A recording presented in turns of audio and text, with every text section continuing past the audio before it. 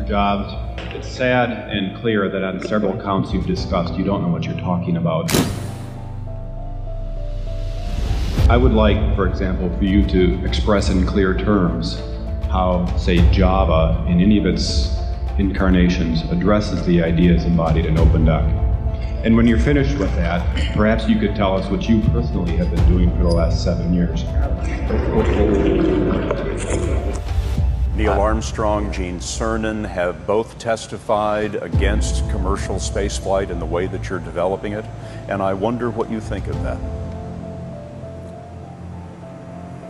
It's difficult. Okay, an entrepreneur like me, what if I wanted to study cannabis? Then move to fucking Denver.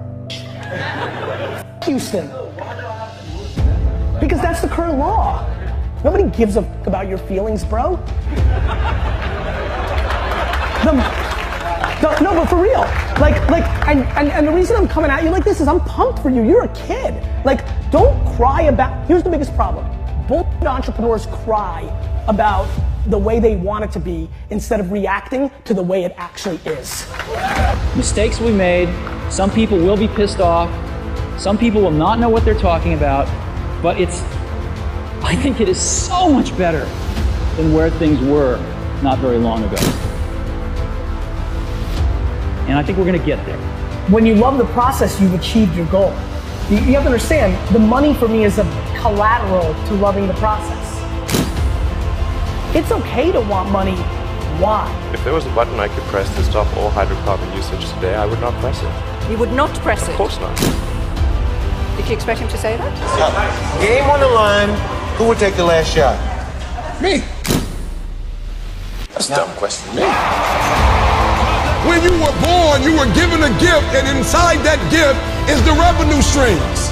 Unlike Wall Street, you'll notice we don't have 50 people coming up and whispering in our ear that we should be doing this or that this afternoon. You appreciate the lack of stimulation here? I like the lack of stimulation. We get facts, not stimulation here. No, I wish they would come and visit and see the hardware that we're doing. And I think that would change their mind. Y'all looking for jobs. Your job is inside. I don't have to look for money. I'm an ATM machine. I was blessed. I'm fruitful. I'm an ATM machine. I have the ability to make money just from my gift. When you had that third failure in a row, did you think, I need to pack this in? Never. Why not? I don't ever give up. 76% of Americans live paycheck to paycheck. 64% of Americans that have businesses break even or lose money. Most people don't have any money and have accepted the fact that they don't have any money. They don't have any leftover money. They're fearful of money constantly. They overspend. They don't know how to produce money. They definitely don't know how to multiply it. The land of the brave and the home of the free, it's not even close to the truth. Most people that are born with wealth, bro, they lose because they're soft. So if you're so angry, put it to good energy and go move to Denver, or enjoy 19 to 22, chill, then move to Denver, or wait for the laws to change. You can't cry about how it is. That's just never, ever, ever, ever the right move. Entrepreneurship is all about resilience. And that means so many different things. That doesn't mean killing yourself. That means sometimes the opposite of that. It means giving yourself the space so that you can recharge and actually come back. But it is ultimately, the resilience is more of a mental one of not giving up and kind of knowing that you're capable and being able to drown out the voice, the bad voice, and being able to kind of give yourself the pep talk. Warren Buffett is binging on, I was in the room with Warren Buffett. He said he was reading the financial report of GM in 1956. Why? Because that was their best year. He's binging on GM's financial records from 1956, and you binging on power. Warren Buffett is not Warren Buffett because of where he grew up. Warren Buffett is Warren Buffett because what he does. He reads 6 hours a day every day. That's 42 doggone hours a week. So when Warren Buffett makes a decision, he makes a very wise decision. Why? Because he's making it off of 42 hours of read. You hadn't read none. You making decisions off the Housewives of Atlanta. The price of a stock doesn't tell me anything about a business. I would rather value a stock or a business first and not even know the price, so that I'm not influenced by the price in establishing my valuation, and then look at the price later to see whether it's way out of line with what my value is. One day at a time, one day at a time, one day at a time, and then you wake up 40 years later and you've created a legacy. Thank you. You're welcome. What do you mean? Let me help you understand. I run a $200 million company and don't make much money. Okay, then why are you still walking? Because I love the process. Okay, but don't you love your life and your wife and your family and your other things? Yes. Yeah.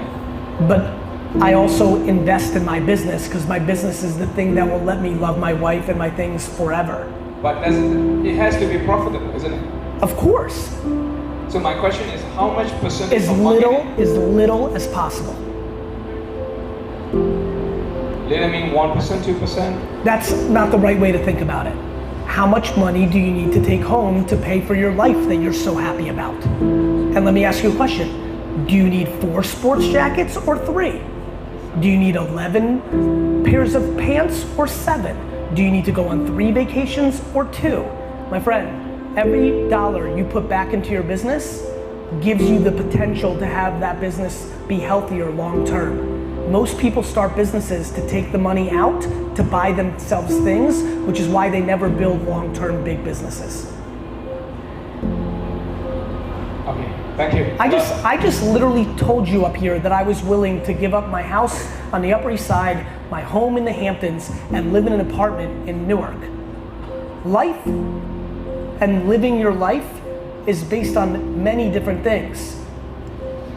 There's people that make $150,000 a year, and then when they make $200,000, they're miserable, but they were happy at $150,000. That's real life. So you're defining your life on an arbitrary number based on how much money you made last year or how much you want to make this year. That is not a mapping to the happiness. Meanwhile, Facebook is one of the best deals of all time happening right now.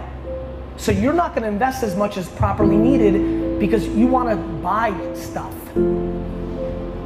By the way, Mazel Tov, enjoy. You do you. But that's the debate. Yeah, because a lot of people say, come out from the comfort zone, but I just love the comfort zone because this is life. Mazel Tov. Just don't complain when your business doesn't grow that much over the next decade. Yeah. You're not feeding your business. You're feeding yourself.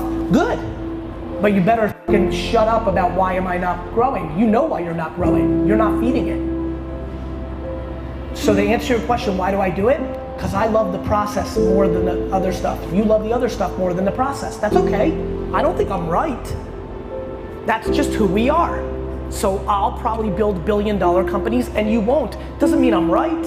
You might have more vacations and eat more food and go to more matches and spend more time with people. That's great. Life is about choices, but you can't have both. And I think when there's a moment in time that's special like this, it's probably a good idea to take advantage of it. Because you can go back to being comfortable 3 years later, and oh, by the way, that comfortable tends to be far better than it was 3 years earlier. Life is about choices. Entrepreneurship is all about resilience. We get facts, not stimulation here. I don't ever give up.